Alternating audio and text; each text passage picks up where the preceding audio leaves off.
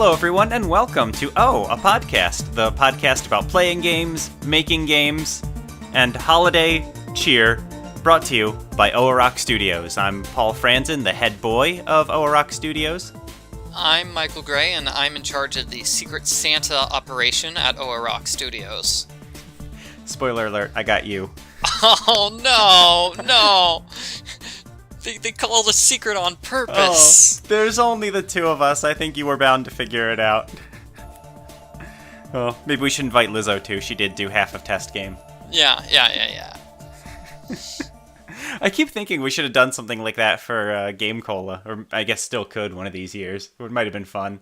Although I guess half the staff is like college-aged and younger, so maybe they don't want to be spending extra money on people they don't really know. Could have been fun, though. So what's up? Not much. I actually did some preparation for the podcast by doing some work for Rock Studios, yesterday. Oh yeah? What did you do yesterday? So I tried to work on Trapped in a Soap Opera.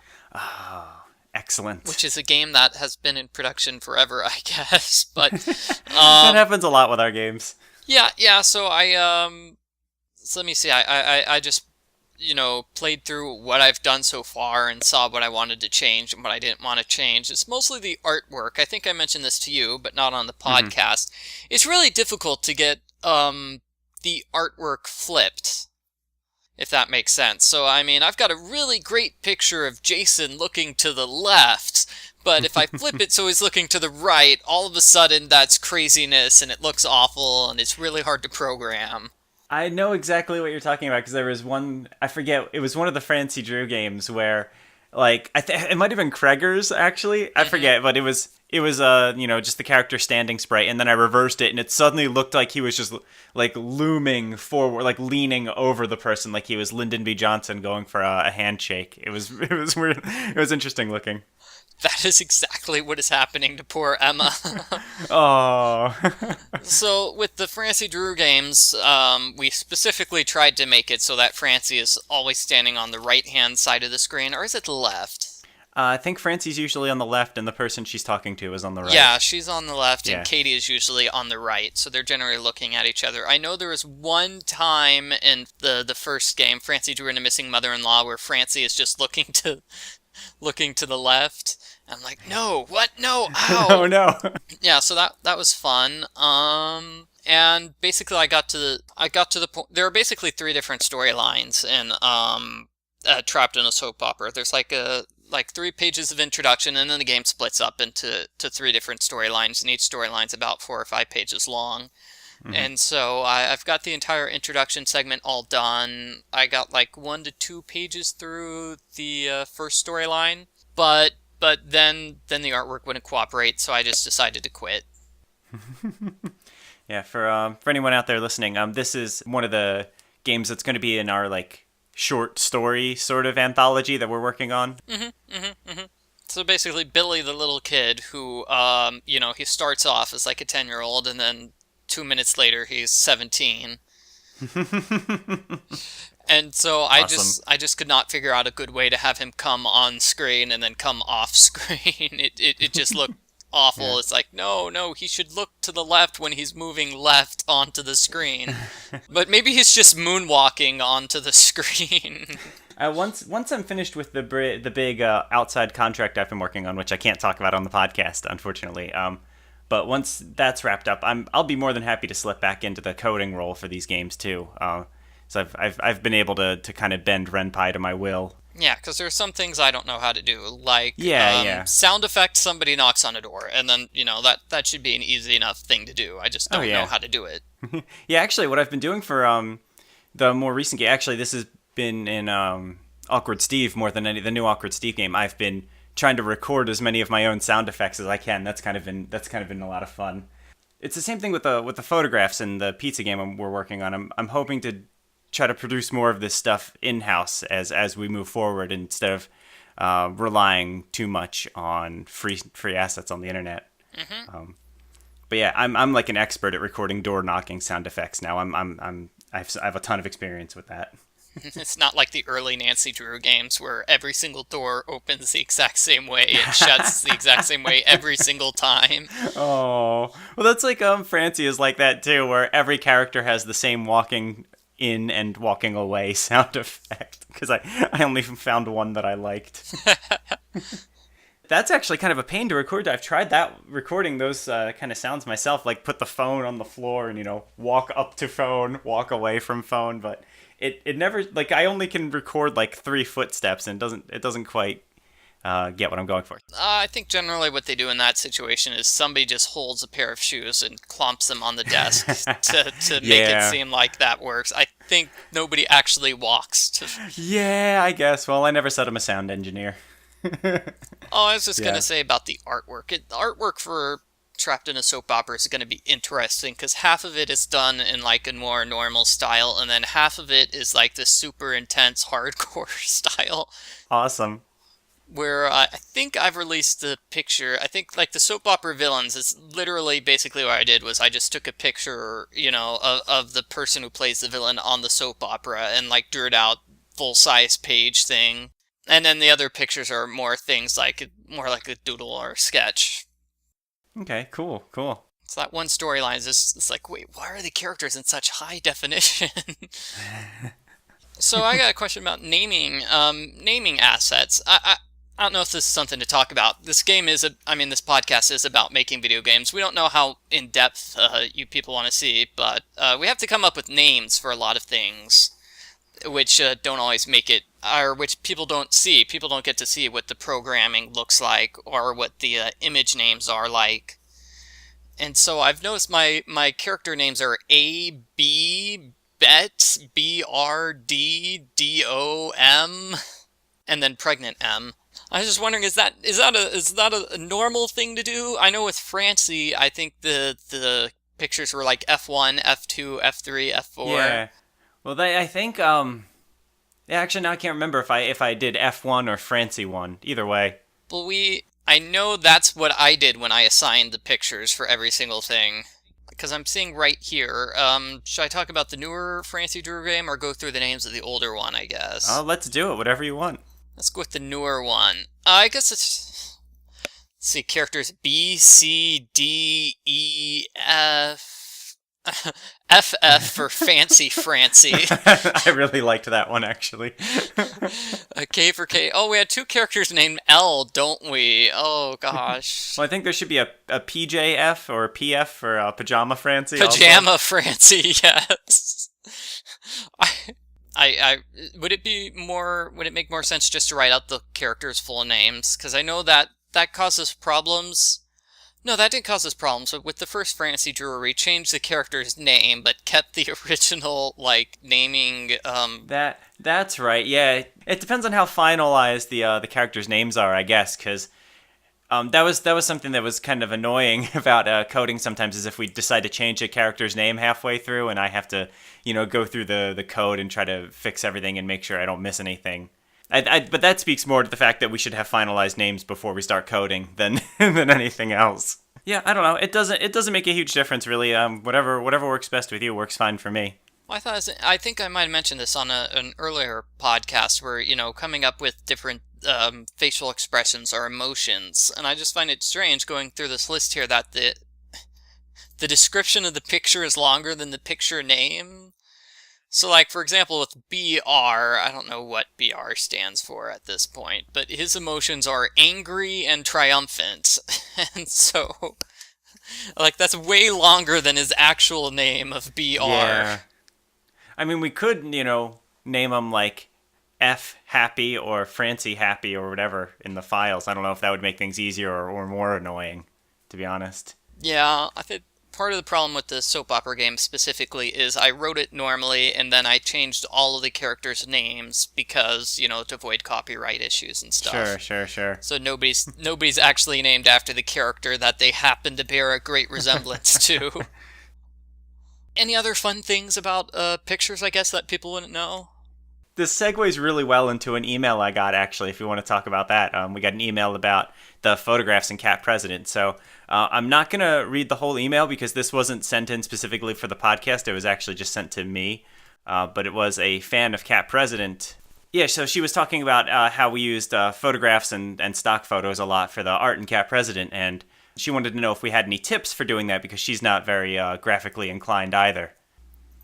I'm not sure. I don't know how to do the artwork for the backgrounds, because I seem to remember you thought it was really cool to have animated characters on top of a real-life photo background. Yeah, I played around with that for Francie too, very, very briefly, and thought it looked kind of interesting.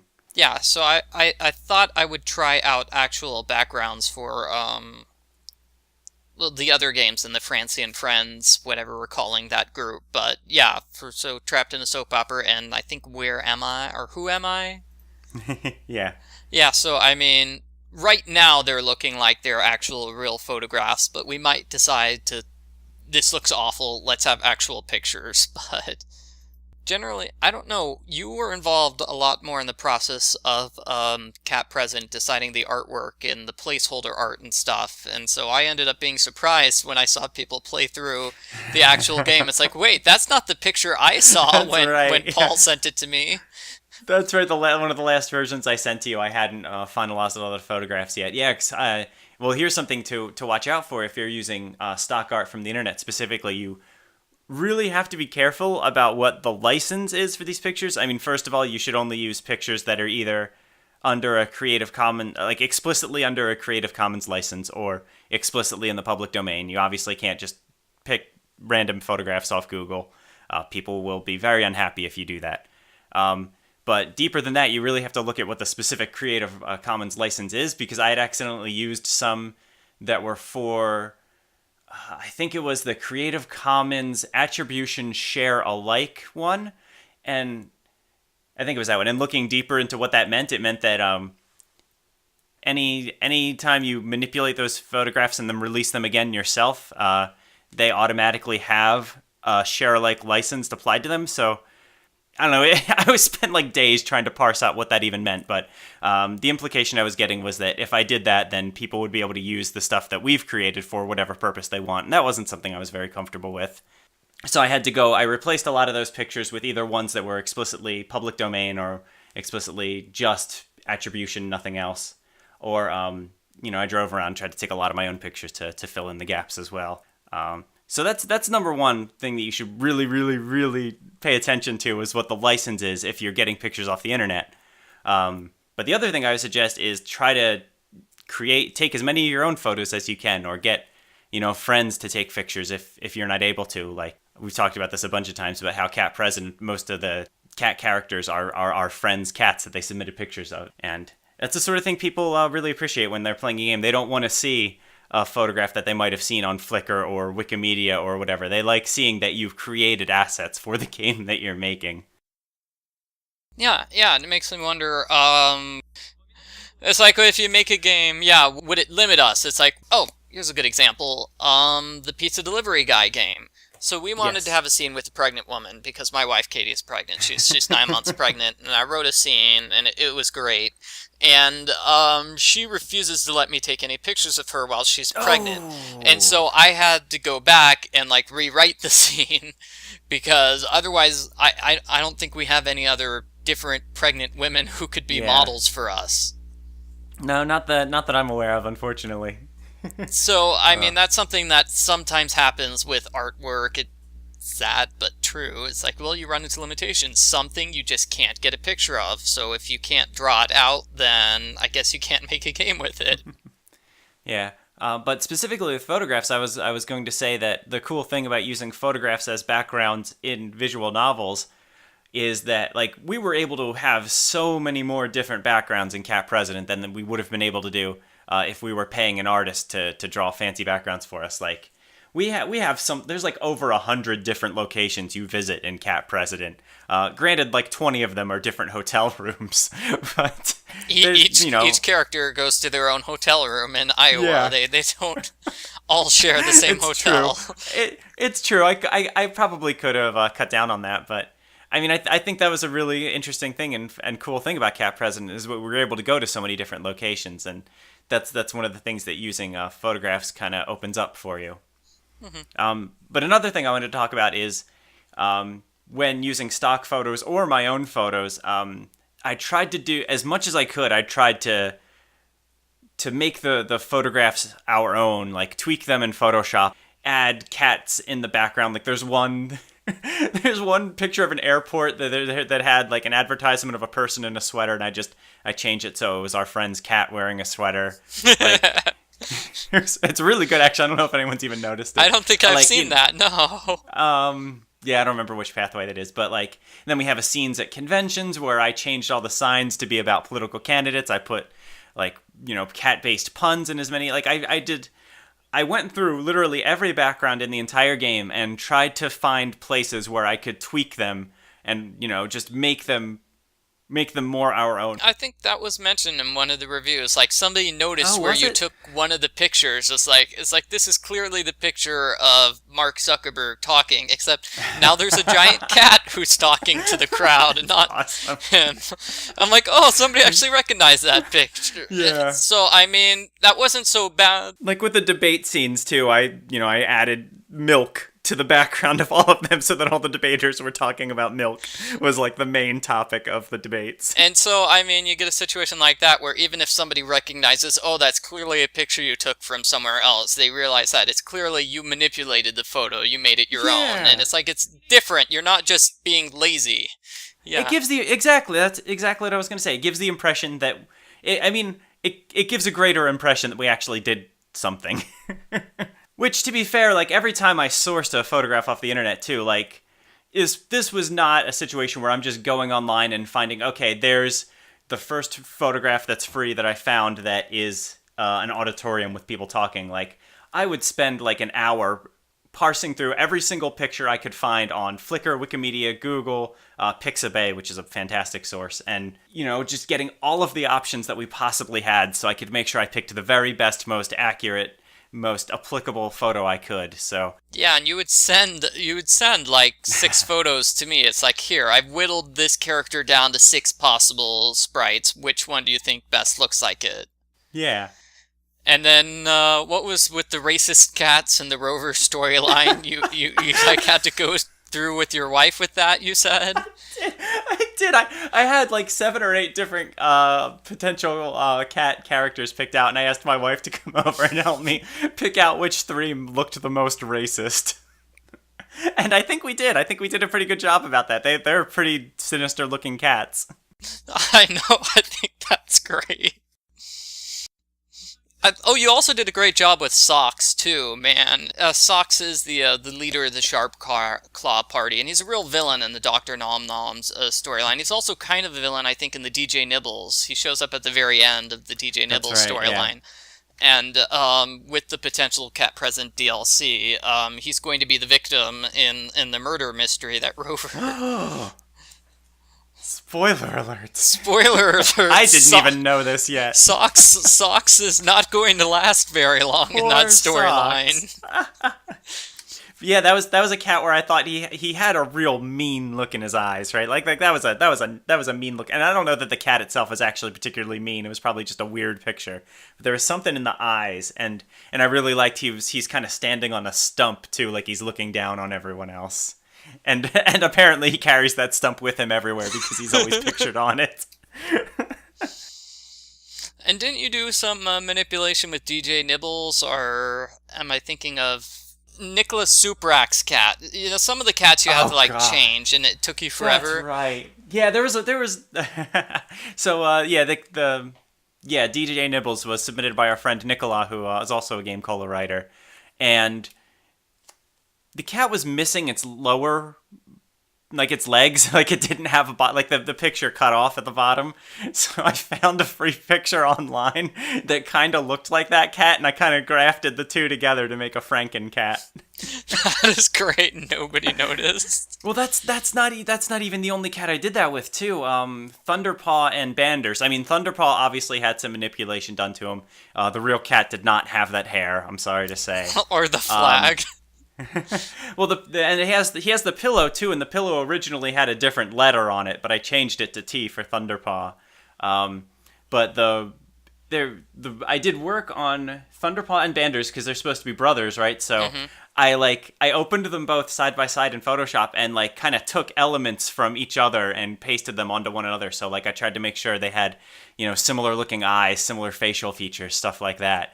Same eye color to really make them look more like brothers than the two original photos actually did. Is really because in my head I hadn't really thought about them as brothers until I actually saw them and together, and they look similar. So it was a very good job. In my head, it's like thank you. Manders is just this weird guy who hangs around Thunderpaw. Yeah. So, I mean, I guess the bottom line is there's a lot of stuff if you're using photograph assets for your visual novel. There's a lot of things you can do to tweak them and make them your own and really try to make it look like you've done some work and you just pull random pictures off the internet. Unfortunately, what we're seeing with Cat President is that despite all that work, there are people who are still saying, this is all stock photos, this is dumb, you didn't do any work. So it can be, you still are going to get that kind of feedback, unfortunately. Well, at the pizza game, we're going to try a different art style. We're going to try actual photographs. Yeah. So that way we can have multiple emotions. So we're going to have like Angry Joe and Happy Joe and maybe Joe looking to the left and to the right. Speaking of characters, I tried to rewrite like the first 2-3 chapters of the pizza delivery boy game yesterday. And let's talk about a specific scene where should I call him Joe or call him Doug? I like the name Doug. Doug Rivers. Doug is that's pretty good, right? He's definitely a Doug. I went with Doug, and Sheila is now Finley. So I like Finley. That's apparently a popular name nowadays. Yeah, that sounds good to me. Okay, let me try. I'm trying to find the scene. The girl with the ponytail or something like that. So, yes.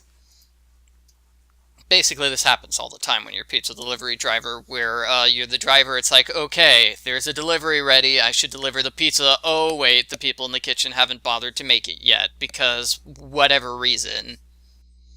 And so in this scene, Doug is going into the kitchen, and the girl there is like, no, I didn't want to make those pizzas because they're barbecue pizzas, and those are just gross.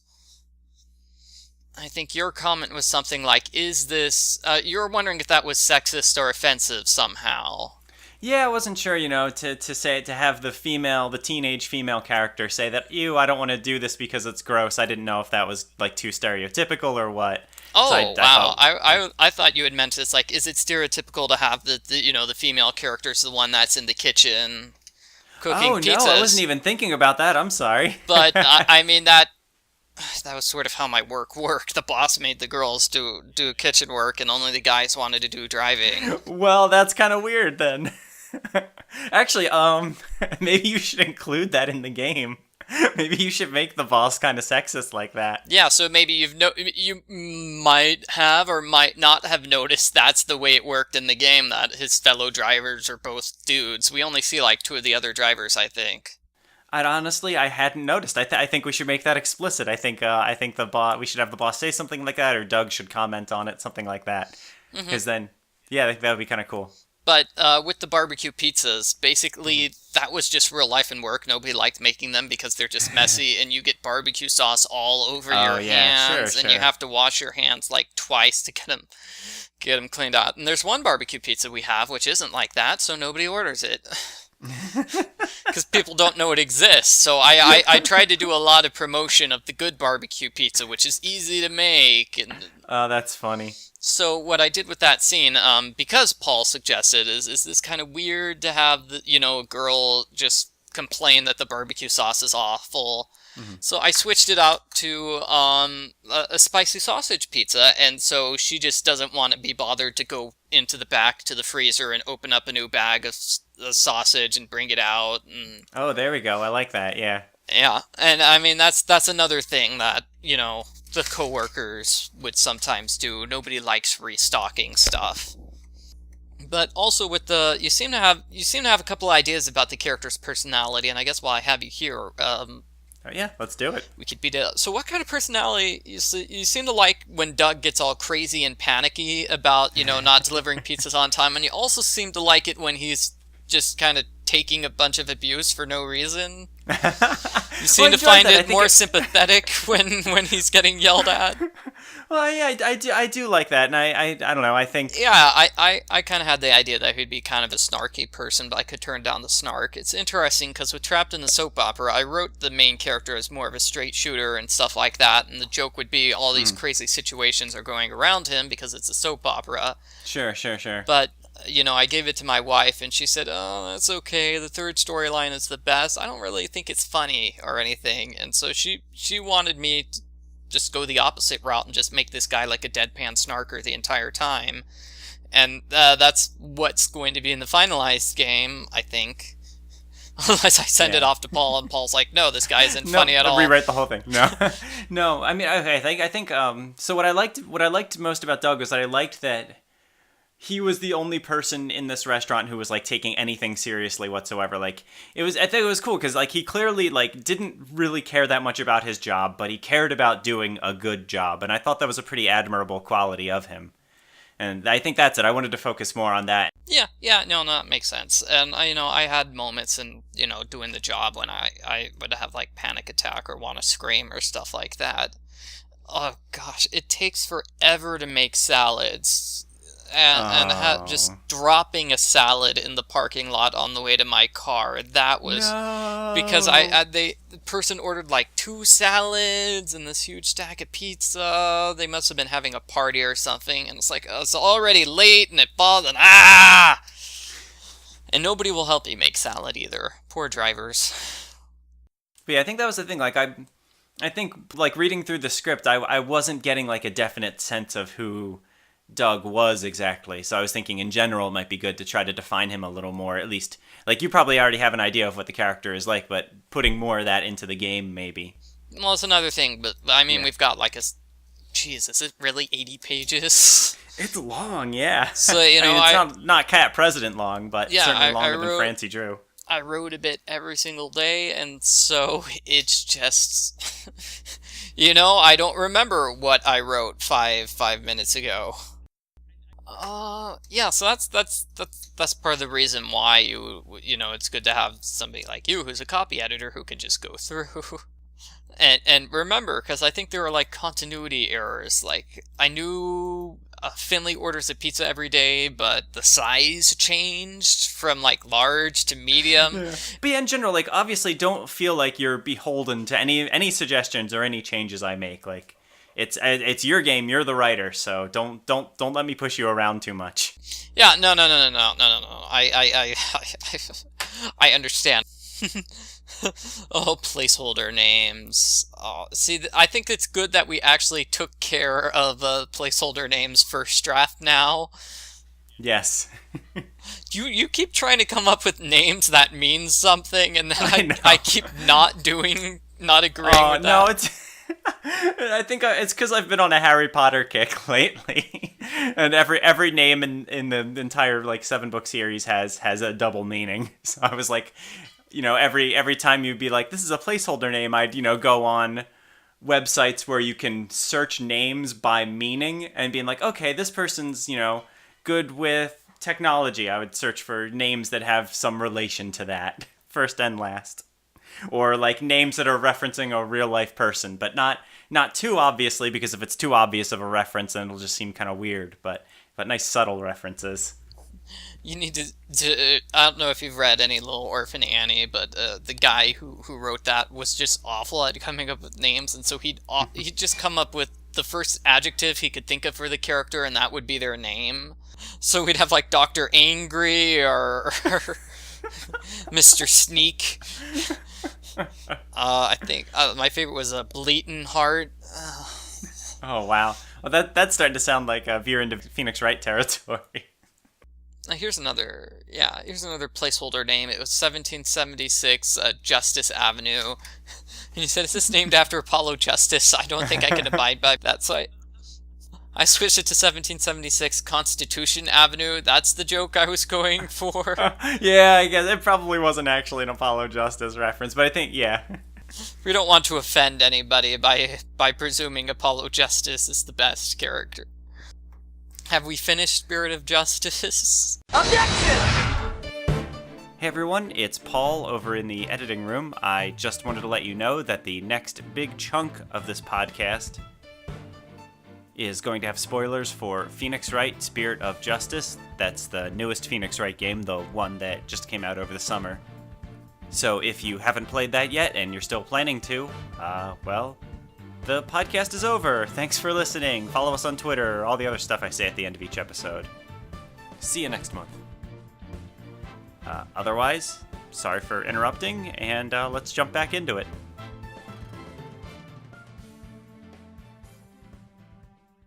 I'm on the last trial of the third case, so no. The answer is no. Okay, yeah, I have not moved on to the fourth case either. So, that one guy looks like Apollo's father, doesn't he? Yeah. Maybe. Is that the plot twist that's coming? Because I have a feeling that is. Because as soon as I saw that, it's like, here's a picture of the two children. I'm like, hey, that's Apollo. Game, don't even try to fool me. Yeah, I caught that too. I was like, I noticed it immediately, and I was like, come on, Phoenix, you're going to say something, right? It took him a little while. Phoenix is very bad when it comes to telling Apollo the truth about who he's related to, though. So. Well, I'm very concerned with this, with case number 3 specifically, because I have a suspicion of who I think the murderer is, and like I guessed it within the first 5 minutes. Immediately when we met that character, it's like that person did it. Case closed. So I'm really kind of hoping it wasn't that person, because otherwise I've been playing this case for like a month, and just to get to that point. It goes crazy, and there are going to be like a bunch of plot twists, because I think you're already at the point where it's been declared like you're on the second trial, right? Yeah. Oh yeah. I've already been I'm guilty already. Yeah. So it's basically we've got two murders, and so we're gonna keep flip-flopping back and forth between which murder we're talking about, and because as soon as we figure out who the murderer is for case number 2, bam, that causes a contradiction with case number 1. And then we have to go all the way through case number 1, and bam, that changes case number 2. And it kind of goes like that for a while. So is this supposed to be the case people like? I like how it changes a lot. Have you gotten to the point where Maya has summoned somebody?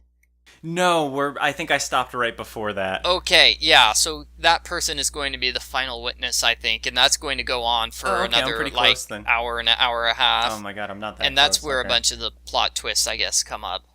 Yeah, I don't know, this case has felt like it's been dragging so much for me. Like, I don't know, I was pretty into the first 2, but this one, after the first day of trials, I'm like, is this over yet? The trial is the best part. The investigation for these cases was just kind of awful, and I don't know. I'm the reverse of you. I enjoy the investigations, or at least I enjoy the investigations more than I enjoyed the first day of trials. I don't know, that just felt like it was dragging on too much. And I mean, this happens with every new Phoenix Wright game. I never, really care about any of the new characters. I haven't gotten invested in a new character since, the third game, probably. Aw, you're not a fan of Princess Rafa. I mean, she's okay. She's starting to grow on me, but, I guess. And I think it's a shame that the game was sold on the premise of, hey, look, Maya's back, and then you don't see her until, the third case. I thought that was kind of a bummer. And then she's not there for the investigations either, so. Yeah, I imagine she'll be there for investigations in case 5. But yeah, no, I thought, you haven't reached the point in the trial where things just kind of got topsy-turvy and it just kind of lost me there. But it quickly got me back. So, I don't know. I liked what they were trying to do. I think I'm kind of glad I did a video walkthrough for it, because now I get to see it. Mm-hmm. And now that I know all the stuff in advance, I guess you would say, the setup is a lot better. Although there are problems and mistakes, first time you see Emma, so this is within the minute 15 of the case, she gives you luminol, and you're not going to use that until the end of day 2 of investigation. I feel like maybe that happened a lot with the case investigation, and maybe that's why I didn't like the investigation. It's yes, you're setting up important stuff, but nobody's gonna remember it 4 hours from now when it becomes important. Well, that stupid statue in I forget what screen it is, but there's the statue where you have to put the thing in it at some point. You have to put the gem in the statue. Yeah, the statue's eye. Yeah. Yeah, well, when you examine the statue, Phoenix, like, the first thing Phoenix says is, I don't think I need to examine this right now. I should come back here later. And that's what I did. And this was the first day of trials, not even the first day, not a second day. And, I was wandering around for like a half hour trying to figure out, okay, what's the one thing I haven't examined yet because I'm stuck and no one's doing anything and nothing's happening. And it was the statue he told me not to examine. Wasn't there a puzzle like that in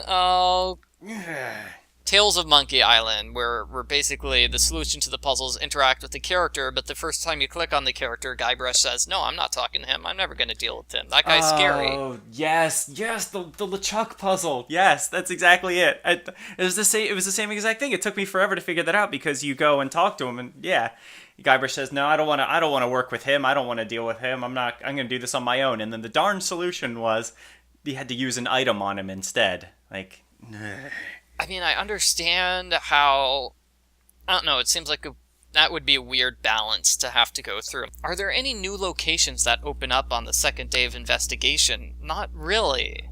Yes, the secret hideout. That is it, and that is at the very end of the second day of investigation. Yeah. And so they had, I guess that'd be a weird kind of dance that the developers or the creators have to do. Is like, okay, these locations have to be important for both days of investigation, but nothing new is going to happen. Yeah. And so, obviously with the statue, that was a line of dialogue which was only relevant on the first day of investigation and should have been updated for the second day. No, that's what I'm saying, though. During the first day of investigation, there was still something on the statue you needed to examine in order to continue. Really?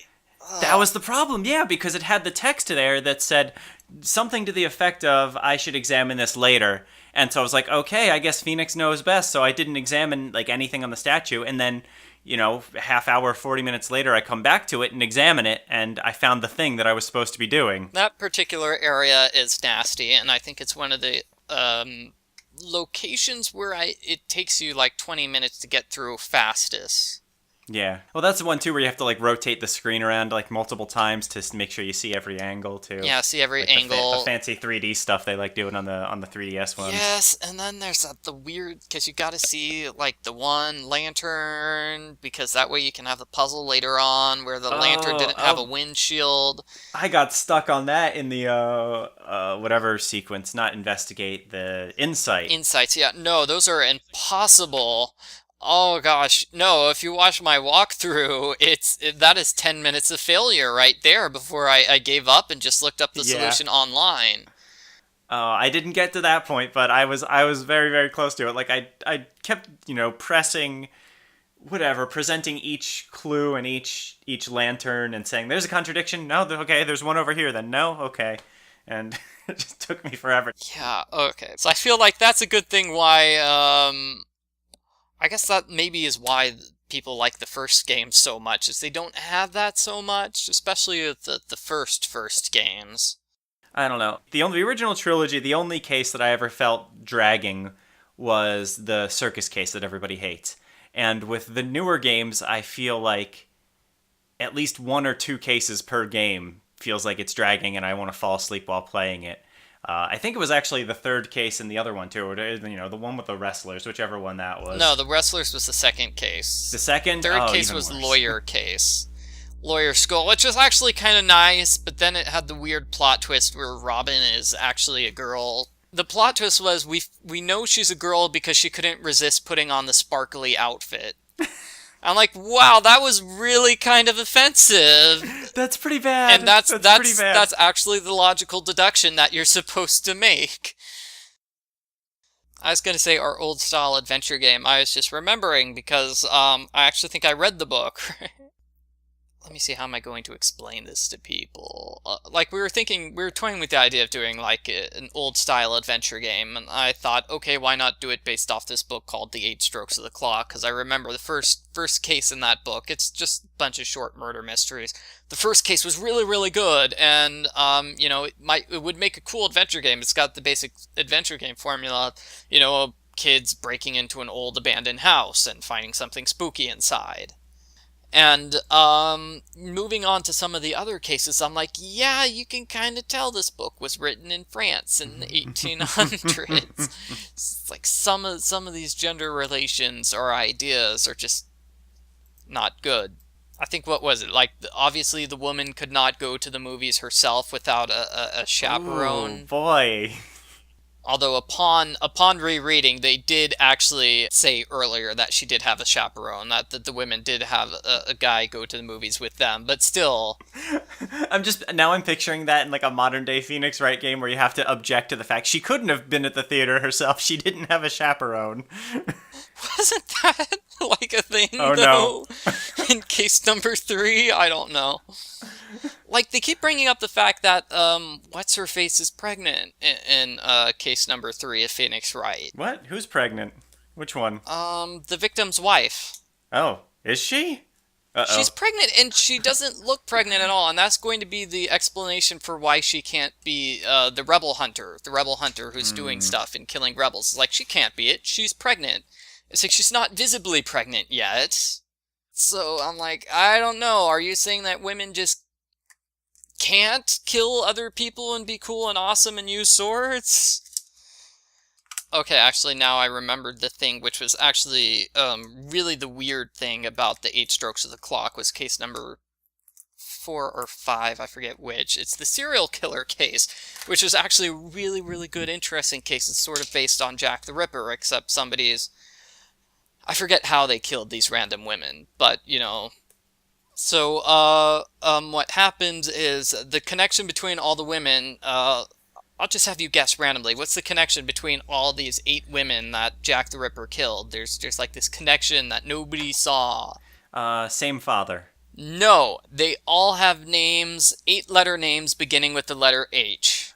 Of course. And nobody noticed it, because in France, at the time, whenever you talk about a married woman, you say Mrs. So-and-so. You never reveal her first name in a newspaper. And it's like, I would have no idea how we could possibly translate that into a modern adventure game.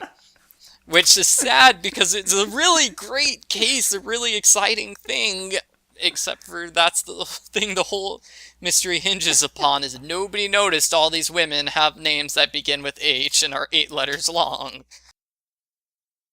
Alright, so we do have one question that we got on Twitter earlier today. This is from Elizabeth Pfeffer or Pfeiffer, I'm not sure which. Her question is, what would you guys like to see more of in games? I guess it would depend on what type of game. With the casual adventure games I play, I feel like I'd like to see more storyline, or more storyline that makes sense. I feel like they purposely limit the stories because they know that this is a game which is going to be translated and sent out into other countries, and so they purposely try to make the stories, I guess, as broad as possible. And things don't always survive translation, even with that. Or maybe it's just the game that I was just playing. I don't know. What game was it? I don't know. I honestly don't know off the top of my head anymore. So you'd like to see games with more just in-depth stories? Yeah, more in-depth stories, because what we've got are these games with these like beautiful artwork scenes and cutscenes and stuff like that, but the story is just nothing. And so there's like not really any story behind it. We just get like the same 5 generic storylines. It's like, oh, your boyfriend / child / best friend has been kidnapped. I think that's like one of the storylines you just see over and over and over again, or I don't know. That happens a lot with like hidden object games, right? Like they put most of their budget and time and energy into making these, as you said, these really beautiful backgrounds, like really intricate scenes where you have to find all the stuff, and then just the story is not a priority, so they don't spend as much time on it. It's just not a focus, I guess. Yeah. There's one developer I particularly like, ERS Studios. It's like they seem to be good until you get like a third of the way through the game, and then all of a sudden the story just disappears, and you just get through this huge, I guess, vacuum where you're solving puzzles and you're doing things, and you play for like an hour or so, hour and a half or so, and then you get back to the story. And one of the problems with that is it feels like some of their games are interchangeable. So the thing I was going to mention, I really like co-op games in general, and I'd like to see more of them. Like I have a game night that I do, every week, every other week with a couple of my friends from like high school, and we're just kind of like forever trying to find a 3-person cooperative game that we can play. We've been playing Rocket League for about a year and a half now because there's just nothing else out there. Like we've dipped our toes into like so many MMOs and so many just like random hack and slash games like Diablo, those kind of games, and just so many of them they're so dull, they're so samey, and we get like a week out of them before we just go back to Rocket League because it was so dull. So I'd love to see more online co-op experiences like that. What I'd really love to see is a co-op Mario game that goes online, but I don't know if Nintendo's ever going to get on board with that.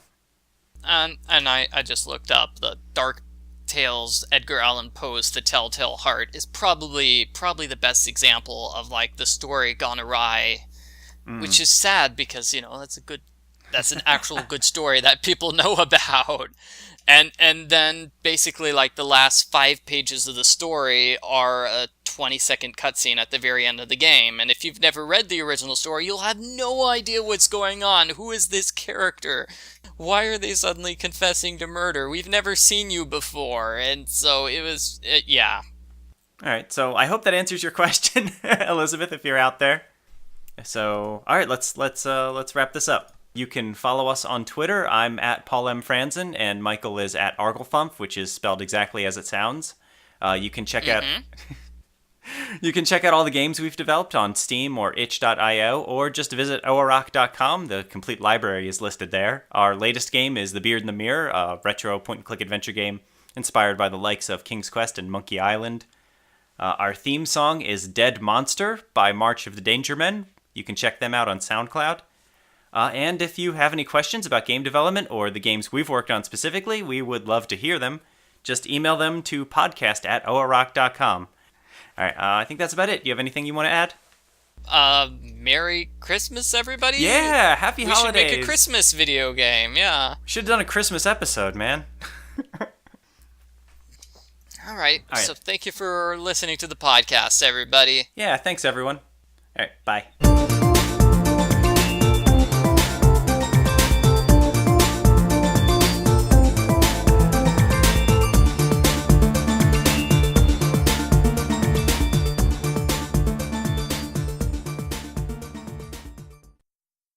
I don't know, I'm trying to form sentences, but I can't. Or we're gonna, nope, I lost the train of thought, never mind. Yeah, I think it makes like how, nope, no, I don't, man, I'm off my podcasting game today, I'm sorry. Mostly it's supposed to be, like, the changing, I guess, jokes. I'm so bad tonight, this is the worst. Why? I need sleep. Okay. I need sleep. Okay. I need sleep. Okay. I need sleep. Okay.